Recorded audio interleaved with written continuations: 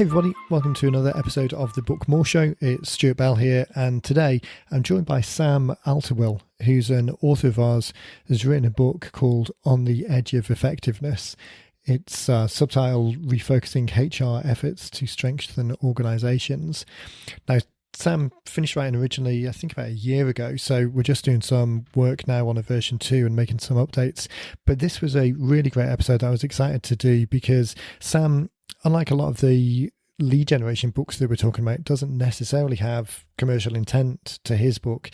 As a HR professional in the field for 20 years, he really wanted to write something that shared his experience and his background and the things that he sees as common mistakes people make, easy mistakes that people can avoid. His desire was to really write that and get that out there as a piece to really help everyone improve their HR departments, if they're HR professionals, or as employees, to improve the way that they deal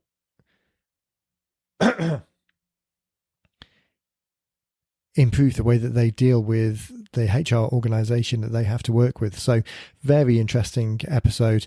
The authenticity of message really comes across, and I think this is true for both if you're considering writing a book where there isn't commercial intent and you're just thinking about what should be included or excluded or how to frame the book that you're writing, but also if there is the idea of writing for lead generation purpose, this thought of including as not necessarily as much information as possible, but including the right amount of information that really gives people value just in the pages of the book themselves, not necessarily whether or not they become clients, but that delivering the value in the pages then compels people to take that next step with you. So super interesting episode. Sam's got a great story, and his approach to writing it was very interesting. You're going to get a lot from this. So with that, I'll catch you on the other side.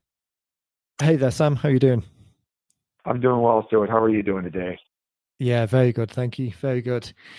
This is going to be an exciting call. We were talking just briefly before we started recording. I always say, I think when I get a chance to speak to real people, not that Betsy isn't a real person, but a chance to speak with real authors, it's super exciting to be able to share those stories. So this is going to be another one of those great opportunities to share what you're doing with people.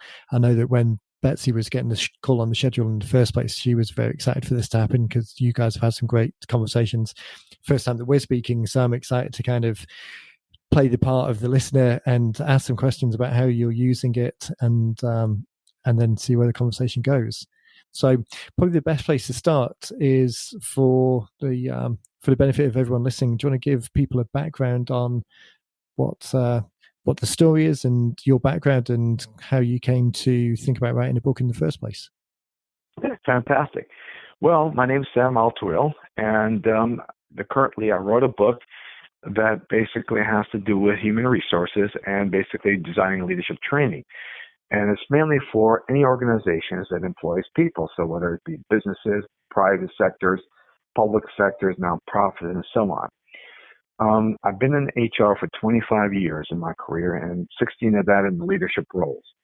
Earned my bachelor's and also my Juris Doctorate, which is a law degree, of course, and been in some of the most diverse industries in which I got to experience many different challenges and seen a lot of different things. One of the reasons I wrote the book is part of it is because I've seen certain things that actually work for organizations, and I've seen things that just fail. And for some reason or other, there's a lot of smart people and have done a lot of great work, but from after department after department I've took over, it seemed like something is failing. It seemed like something was just not going the right way. And so I kind of, a lot of times I've noted those things, I've made notes of it throughout the years and so on, and finally got the chance to put it together in a book. And a book that kind of just sums it up a little bit more about really refocusing these HR efforts to help organizations, help employees, and design really proper leadership training so that way they can thrive.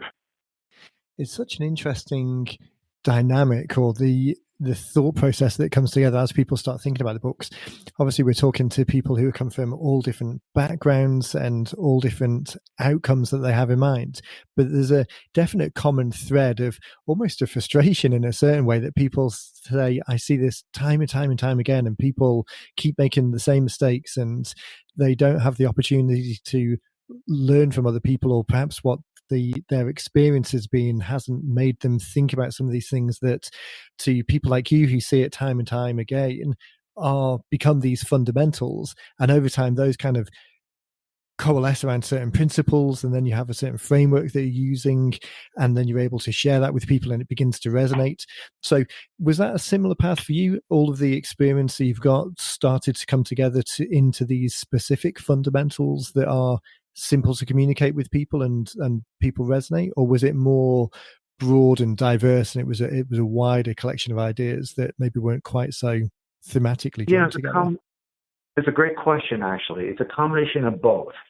It's, part of it is seeing things that are being repeated over and over, and things have been past, that past mistakes, and they're being repeated over and over, and you keep bringing it up, and yet they seem never to change.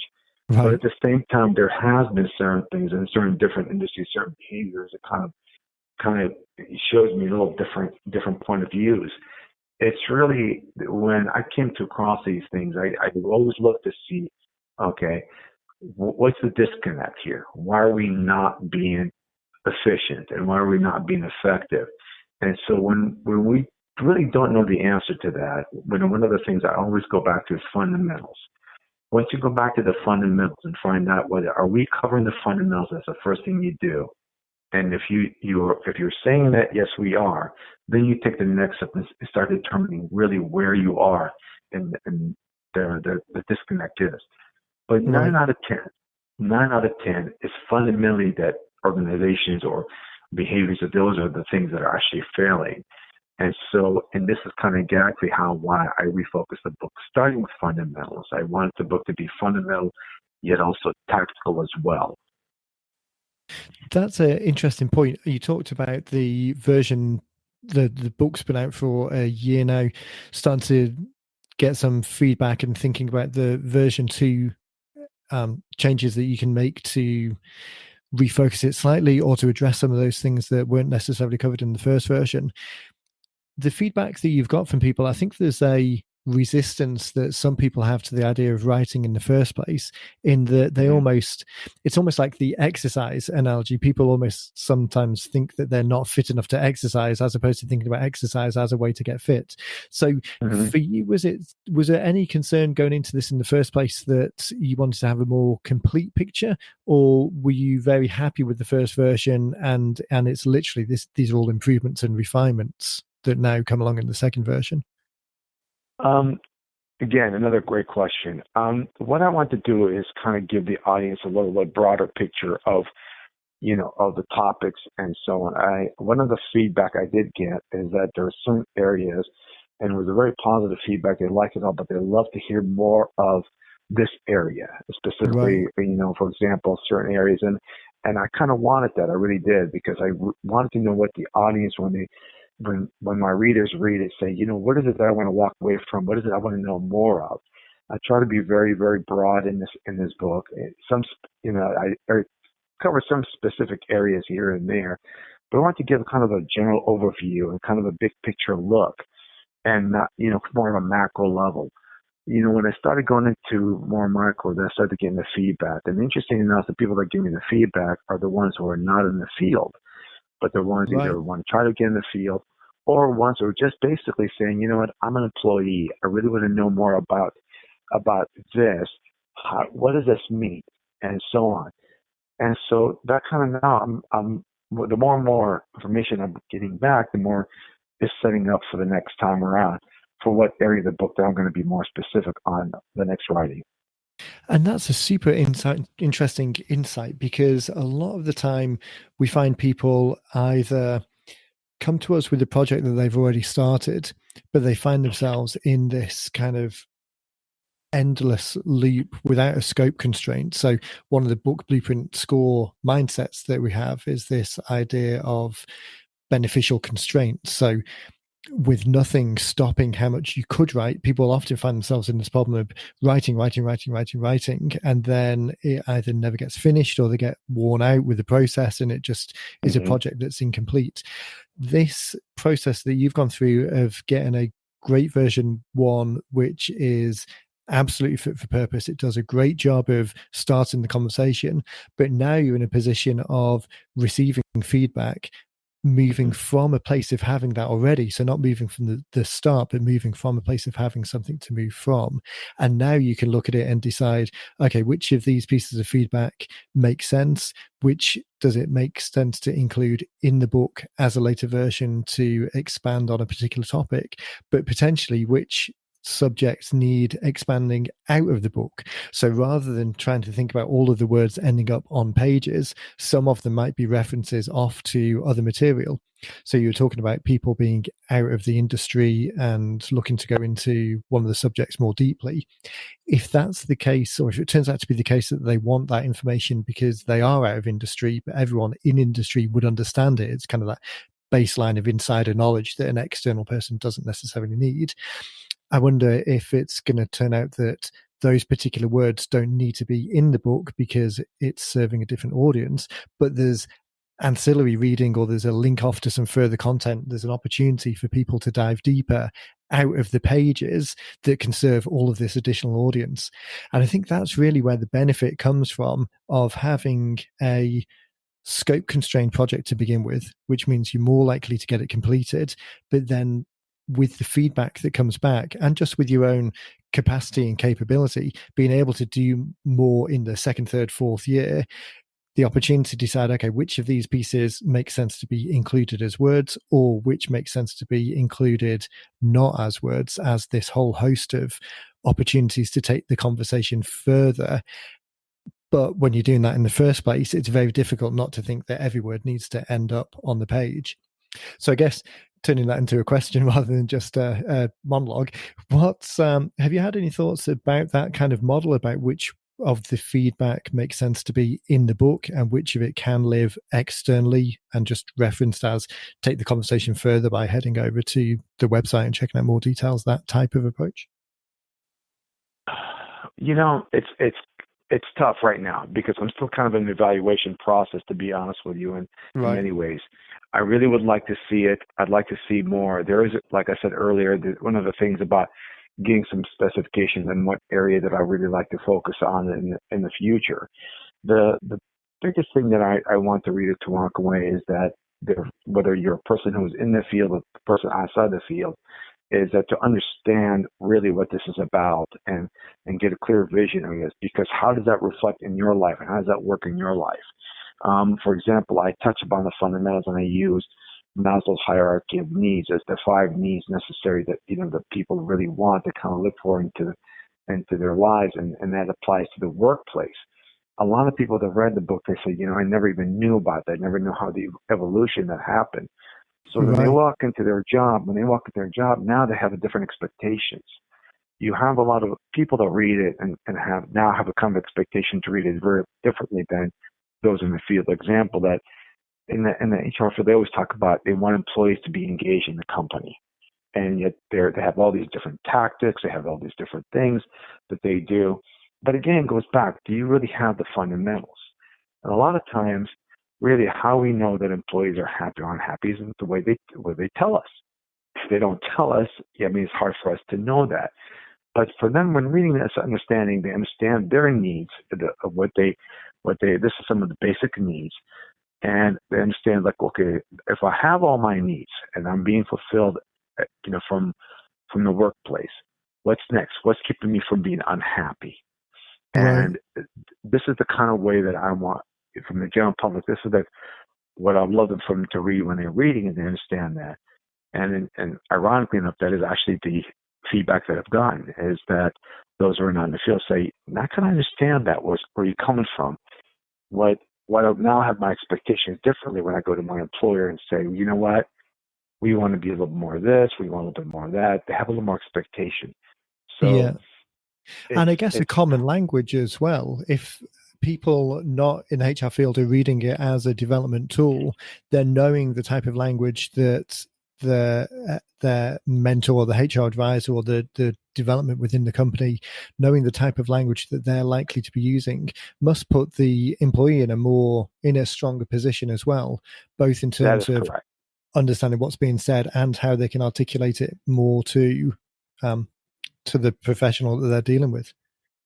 My, It's in, and yeah, I'm sorry. Go ahead. no, go for it. Sorry, I was going to bridge slightly into No, something else, but you really mentioned the language is really important. It really is. There's a lot of terminologies in human resources, and every year they change it, and it's really interesting because it's they have this thing about reinventing the wheel, and I've heard heard other HR professionals say the same thing. We take the stuff that we've been doing for a long time, and we either combine a few processes and so on. Now we give it a new fancy term.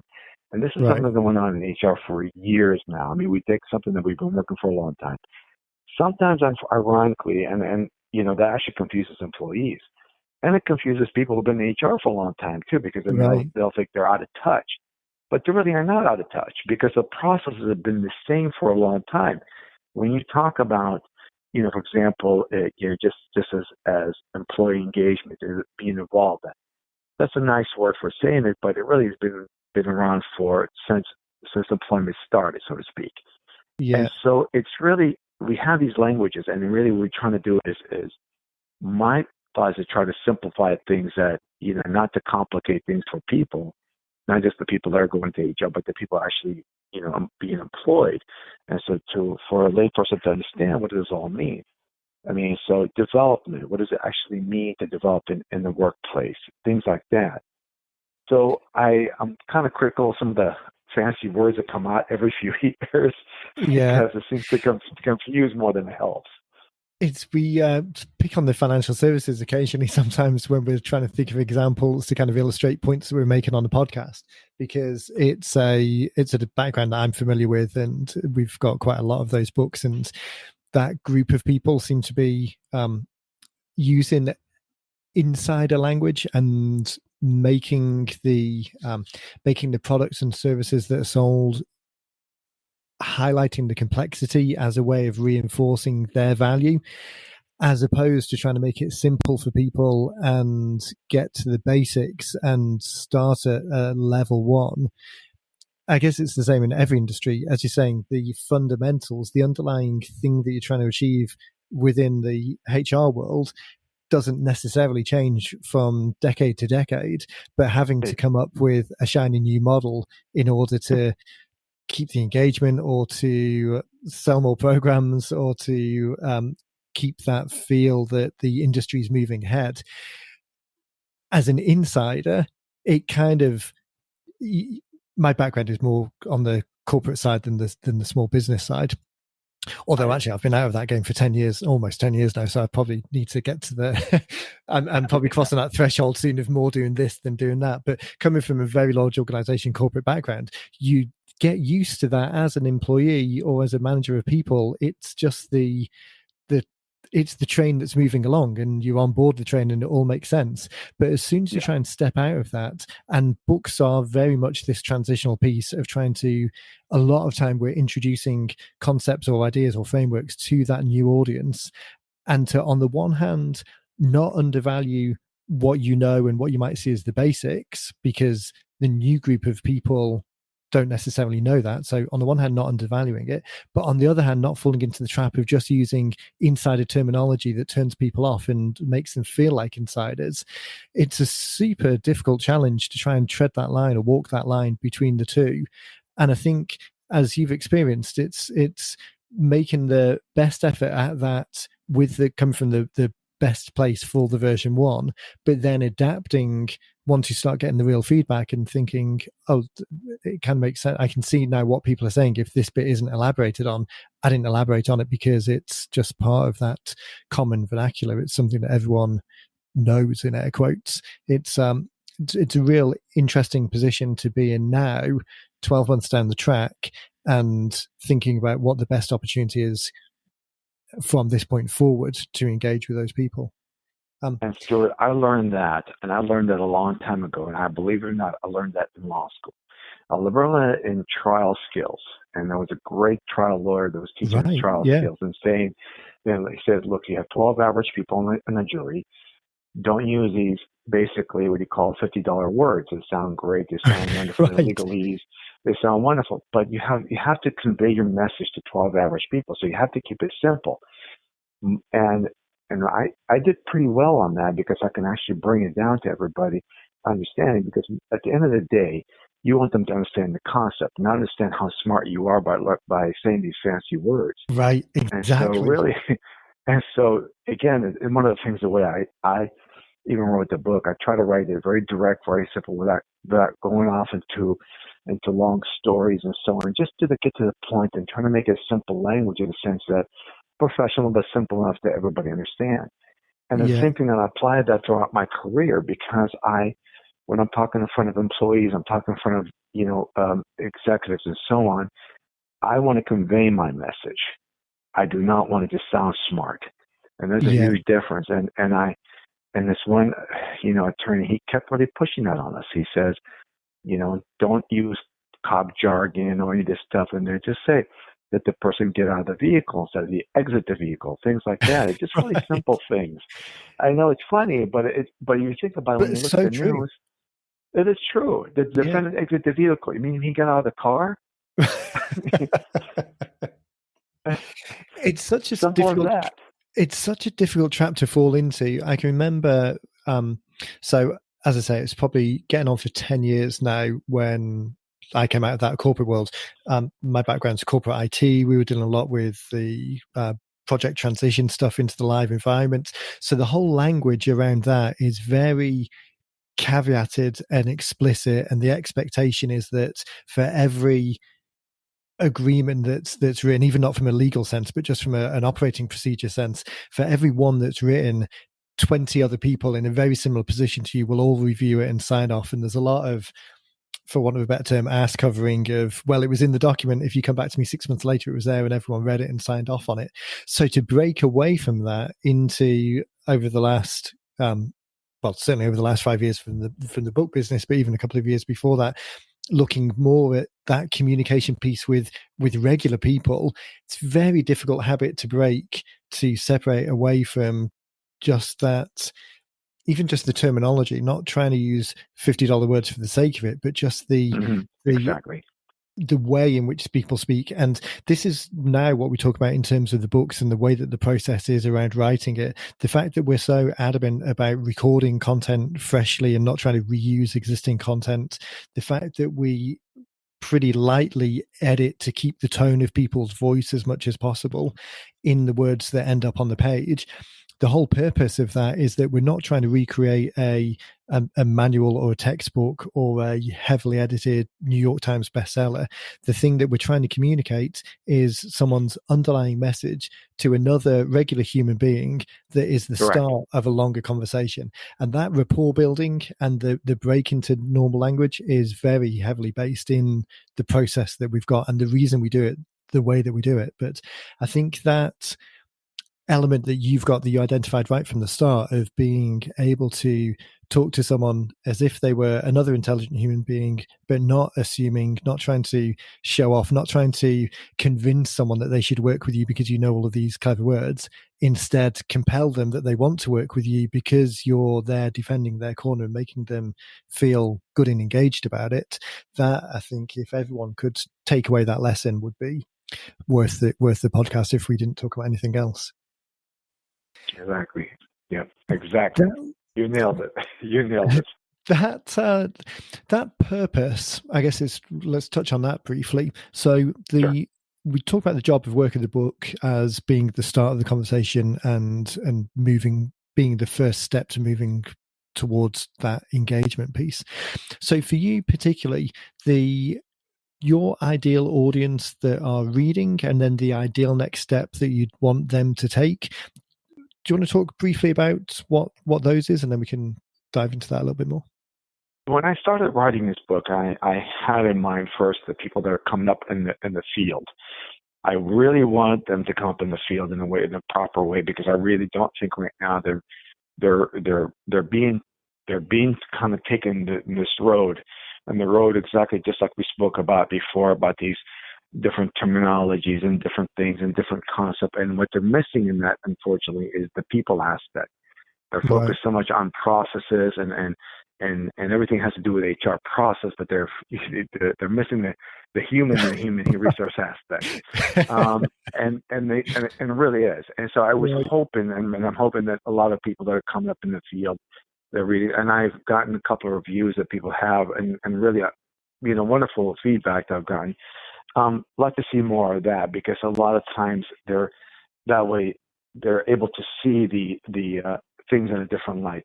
Other audience that I was hoping as well too is people in the higher levels, CEOs, CFOs, anyone in the executive team, operationals, they would see as well, because then they would have some expectations, clear expectation. One of the things working with executives for the years and years is that they don't know HR. They know what we tell them. And Right. so a lot of times they get confused by all these terminologies. They get confused by these concepts. But rather than when I simplify things for them in a different way, then they're like, oh, I get it. And then Yeah. they're able to participate more. And not only that, but they have great ideas. I remember one of the best ideas I've had for a process, for a thing that we implemented, a program, which is Employee Appreciation Committee. That did not come out of HR. That came out of the CEO. Only because she Right. started understanding the why we need to recognize employees, why we need to do these things, and I thought, yeah, absolutely, and that's because I had her engaged in HR and started understanding the basics as well. The other side of it is, like I said before earlier, let the general public to read it. Those who read it, who is an employee of any organization, whether you're an employee in government or you're an employee of private sectors, you understand at least one thing: what is the foundation for all this? Where it came from? And how does that apply to you? How does that apply to you from every day? You know now why we do the things we do. What should you expect? Maybe your expectations are different now. Instead of just basically saying, you know what, I need more money or I need better benefits, maybe your expectations are a little different. So Right. by reading that, you're going to read it and say, okay, am I getting paid well? Do I have a safe place to work? Do I have great people that I work with, and so on? But I'm still unhappy. Then why am I unhappy? And so they're able to at least identify things and communicate that with their employer, with their everything else, in a way that, because employers do want to feedback from their employees. They really do. The ones who care about their organizations, want them to see them great, want to retain great employees, they do care. So Yeah. that gives them another avenue as well. As you say, that retention piece is absolutely huge. I've worked in both organizations where the retention was unusually high and unusually low, and the difference in those organizations was night and day. So even if it's not even if the employers didn't have a kind of weren't necessarily doing it just from the perspective of the employees, having the selfish view that the engaged, satisfied group of people that are working for you make a night and day difference to the outcomes of the business. Even that is the huge reason for employers wanting it. Um, I from I once talked to an employee, and I said to her, and she was basically, it was in healthcare, and I said to her, you can get more at Kaiser. Why stay in this organization? And she gave me all the different reasons why she stayed with the organization and not go for a higher pay, as an example. So Right. they're retaining employees. It isn't just the kind of a one solution to a problem. There's many different versions of it, but finding out really what they want is really the key. It's not just basically, um, you know, just taking a chance of saying, okay, you know what, let's just up our salaries because I think it's got to be paid. Not always Right. necessary. That's not always necessarily true. Yeah. And nobody's going to say no to an extra pay, but that doesn't mean it's going to retain them. So there's a lot Exactly. more to it than that. Yeah. That is such a great point, because I think so oftentimes people think that just money is the answer, but very often it's not the case. We talk a lot to people about the kind of we've got this idea of working with non-competing complementary businesses as a way to promote the books, and obviously for the sake of the podcast, kind of trying to keep everything focused on that. But this idea of you could pay for eyeballs, pay for leads, pay to have your book in another location. But if there's a way of working with complementary non-competing businesses where the overall success is far greater than just the initial dollar transaction of whatever it would be to pay to have your book in a bookstore, if you worked with an organization that were looking to increase retention across the board and reposition the book as a guide, a co-branded guide that was created with the leadership team, an intro written by the leadership team, why they thought that the employee engagement piece was important, the fact that they've talked to you about bringing this book in that helps everyone, the overall outcomes of that has nothing to do with the end.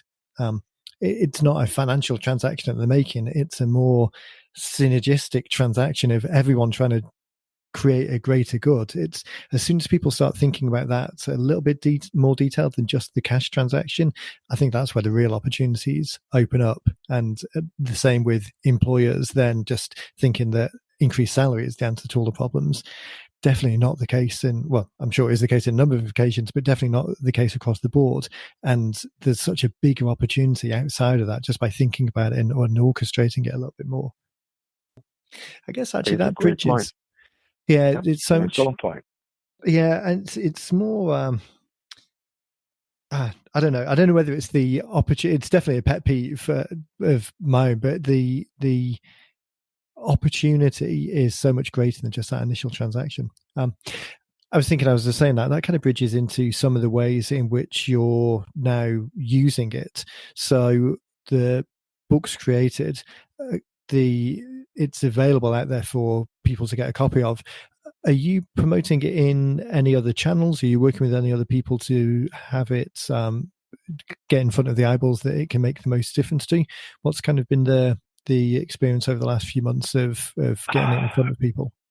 I tried to, one of the things I did, I think I had another podcast very similar to this one, but it was with Voice America, and that really reached a lot of listeners. And I was really shocked to see how many listeners we reached. In 3 weeks, they told me that we had over 1,000 listeners. Wow. And then in due time, we were basically in the 20,000s worldwide. And it really, when the host brought me in to discuss this thing, he really kind of wanted to do it a little bit from the book because he read the book, and also a little bit of just about in general about employment and just labor and just things like that happens. Well, we realized that day that basically that topic is more than just HR and is becoming more and more discussion. So that really led to basically a good, really good outlet for the book. Got a lot of exposure during that time. Yeah. I tried a few times, for example, to do just the usual Amazon ads, and I utilized a lot of the basically social media like LinkedIn, Facebook, and so on. And they had their limitations and so on. But in reality, I think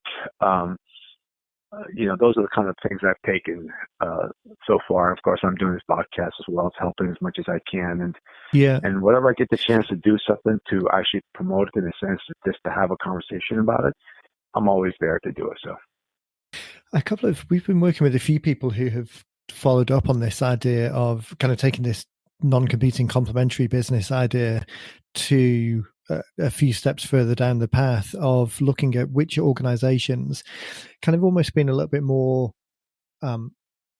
orchestrated about the approach of interacting with people. So if, for example, I'm trying to think back to the time when I was living in London, I was there for 20 years or so. There's a lot because there's such a density of people there, there's lots of meetups and organizations and chapters of various professional groups. All of the industry bodies tend to have headquarters there. So it was a great concentration of people with a lot of things going on. So there's lots of opportunities to have conversations in the right place at the right time. But this idea of looking for opportunities and even outreach to HR organizations within companies. So bigger organizations that are in the local area, reaching out to those guys and saying, I've written this book. This is something that would be great to share with your organization, because it really highlights how employees can make the most of their situation, and then by nature of that, or by virtue of that, the organization does better. So there's an opportunity to co-brand this book, to write an introduction or a cover letter, or I can come in and do a presentation or a talk, and present it as the benefits, present it to them as the benefits to the organization, and then ultimately present it to the employees as the benefits to them. Or if there's a training organization that looks after the HR professionals, have that orchestrated outreach to those groups and look at ways that you can make it as easy as possible for them to include the book into what they're doing in the organization. The thought of that, we've got this idea of kind of visible and invisible prospects. So at the individual level, the individuals getting the copy of the book is somewhat invisible. You don't necessarily know who those people are, who would resonate specifically. Mm-hmm. But the idea of visible prospects in the collections of people being together, that's a little bit more easy to identify and then actively go out and reach to. So, and I know that you're across in California, but I'm not quite sure how, whether you're up in the mountains or whether you're down in the city, but that looking for those groups of people where you can position it as something that will benefit them, and then that has distribution because you're talking to the leader of a bigger group, either whether that's an organization and it's their employees, or a group leader and it's their group members, then we've seen a lot of people get some good traction with that approach. Does any of that ring any bells, or anything spring to mind talking about that type of thing? Well, it does, but I wish I would have done it. I mean, those are really great ideas. I mean, to be honest with you, it's kind of when you're a working professional. I mean, you really don't think about it as when you're an author, you write the book, you want to get it out there. And the part that's been difficult, I'll be honest, is especially the promotion aspect of it all. Right. I mean, because that's not something you think about. That's not something you do. Yeah. I've learned a lot during this process. I really have. And some of the stuff you just mentioned here, it's like, wow, those are great ideas, wonderful ideas. Have I done any of them? No. There were times when, yeah. I was just going to say, it's like that old saying of the best time to plant a tree was 10 years ago. The second best time is today. So don't worry, it's the second best time. Yeah, I agree with you. And so, yeah, it's kind of, when you're a beginning working professional, you want to get the book out. You're really so much focused on the content, everything else. The part about promotions, I think, is very difficult. But at the same time, it's been a learning experience. And, one after another, the more I learned about this, the more. And fortunately, it's not something that when I wrote this book, and the person who recommended me to do with 90 Minutes was that she wrote a book herself, and she said, what is your intention about this book? Is for it to be just relevant for 1 year? I said, no, I'm hoping that this book be relevant for many years. Right. And so I didn't want it to be just as like, okay, this is the newest thing, this is what's going on. That was the case, I would write an article. Right. What I wanted to do, make sure is that this is something that 10 years from now, somebody read this book and say, yeah, these concepts still apply today. These things still exist today. And sure enough, they do. And so for me, what I want to do is, yes, it's a constant thing about getting the book out there, getting those things out there. So whether it's a year from now or last year, if I didn't do it last year, it's going to happen. So yes, so one of those things is that I'm going to try to do as much as I can. Yeah.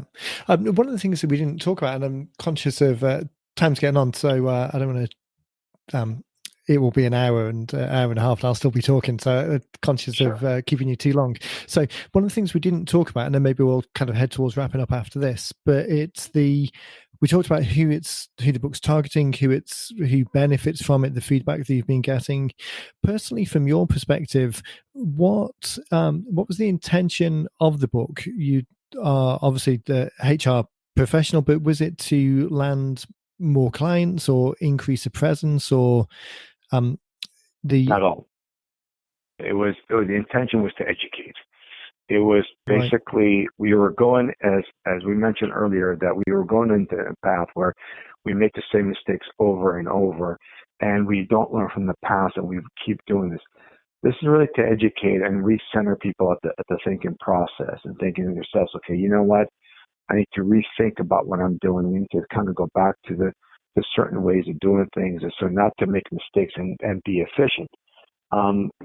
The title is On the Edge of Effectiveness. There is a reason for that. It's because, all these organizations I've been to, they're just on the edge of being effective, and yet they fail. Right. And so this is really mainly to educate. My work is different, and I want it to have a voice in this HR world. And if you really think about this, and many people that actually publish who are professionals, say they work for Society of Human Resources or other places like that, that's what they do all day. That's what some academics kind of deal with, and they do a lot of concepts. But I'm on the front lines of HR. I get to see what's going on. And I've been on the front lines for 25 years. And so in different industries and different cultures, so you can't just, I'm not bringing these ideas from a academic standpoint, but from a practical standpoint. Yeah, they're on the front lines. I think one of the things to, without there being commercial intent behind it, that definitely gives it a sense of authenticity, because people are reading and it's purely a knowledge sharing exercise. You're not trying to guide or orchestrate people towards a buying decision at the end of it. And that's certainly a problem with some books that we see, where it's very, obviously when we see it, we try and kind of coach people out of that. But some people will come with the idea of it's very much just moving people towards a buying point, and all of the information is very superficial unless people actually buy the program. As I say, that's definitely something we try and coach out of people if we see it happening. But you're interested in coming to it from the other end. There's no course to buy at the end of it. You're not trying to get people as clients.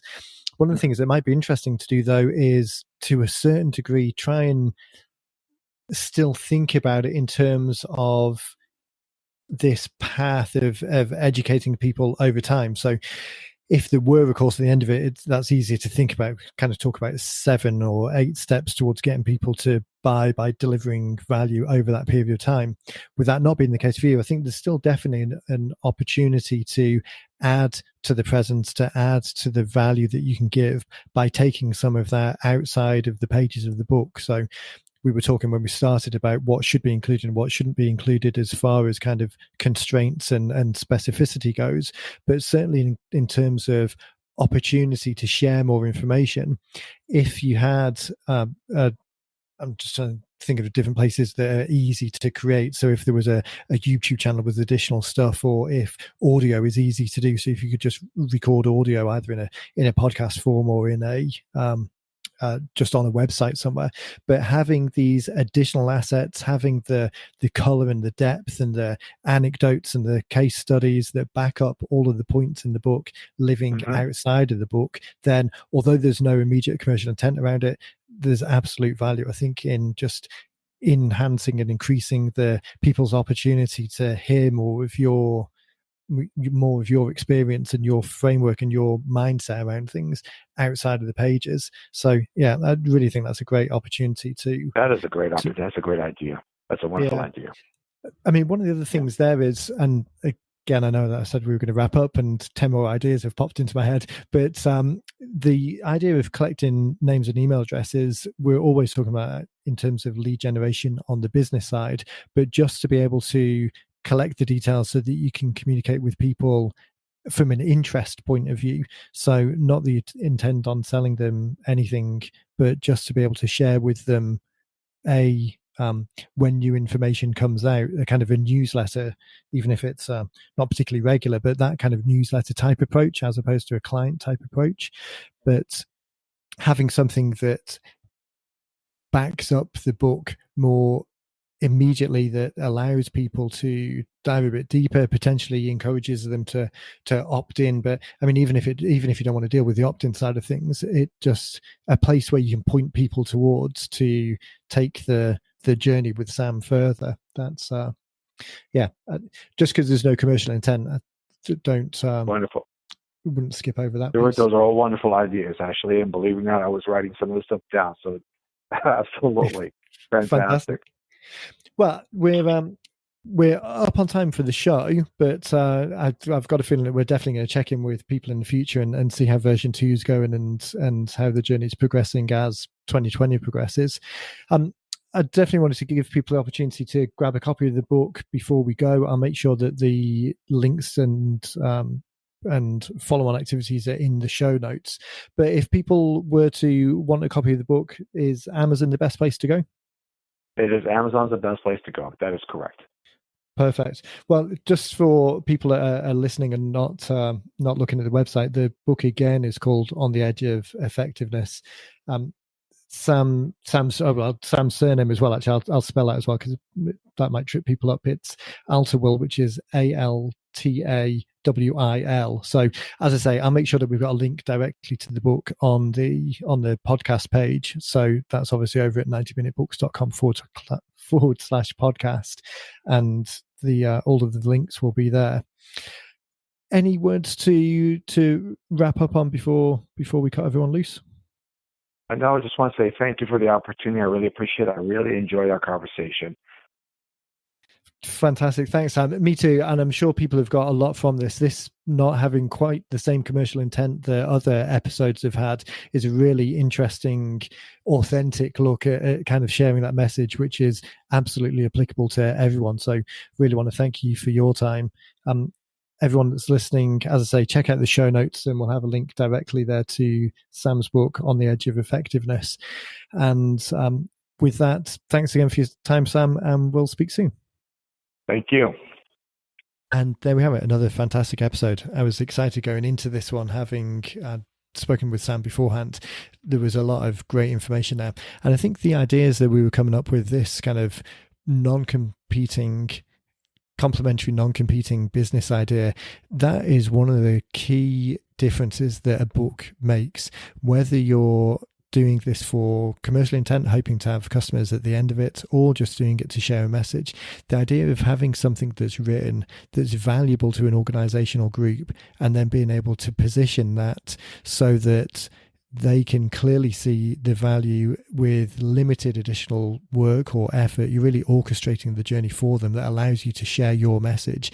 That really is the opportunity that differentiates someone that has a book versus someone that doesn't have a book, because without it, it's difficult to get that kind of charge neutral opportunity to deliver something of value to a group of people that you might not necessarily have access to otherwise. So appreciate Sam's time. To get a copy of his book, as we were saying in the episode, head over to Amazon and search for On the Edge of Effectiveness by Sam Altawil. I'm going to put a link to that in the show notes. So that's episode 97. So 90minutebooks.com/podcast, and look for episode 97. And really, whether you're thinking about a lead generation book, as we typically talk about, or a book just to spread a message, then reach out to us. We can walk you through the beginnings of the process, help you do it if you decide to work with us, and have your message out there, engaging people and really sharing that knowledge by the summer. So with that, thank you again for listening, and I will catch you in the next one.